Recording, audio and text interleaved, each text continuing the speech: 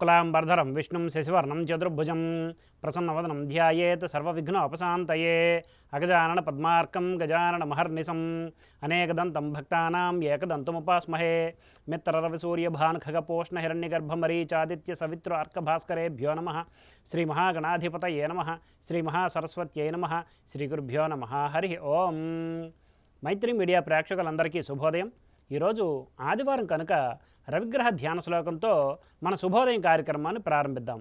ఓం జపాకుసుమ సంకాసం కాశ్యపేయం మహాద్యుతిం తమోరిం సర్వ పాపఘ్నం ప్రణతో స్మిదివాకరం అనే ధ్యాన శ్లోకాన్ని ఈరోజు అవకాశం ఉన్నంత వరకు పారాయణ చేసి సత్ఫలితాలు పొందగలరు. ఆంగ్ల తేదీ ప్రకారం తేదీ 21/1/2024 ఆదివారం, శ్రీ శోభకృతనామ సంవత్సరం, దక్షిణాయనం, హేమంత ఋతువు, పుష్యమాసం, శుక్లపక్షం, నందతిథి అయిన ఏకాదశి రాత్రి 9:12 వరకు ఉన్నది, పిమ్మట ద్వాదశి. ఈరోజు రోహిణీ నక్షత్రం రాత్రి తెల్లారితే 5:27 వరకు ఉన్నది, పిమ్మట మృగశిర నక్షత్రం. ఈరోజు వర్జ్యం రాత్రి 9:41 నుండి 11:15 వరకు, దుర్ముహూర్తం సాయంత్రం 4:13 నుండి 4:57 వరకు ఉన్నది. నేడు సూర్యోదయం 6:36 కాగా సూర్యాస్తమయం సాయంత్రం 5:40.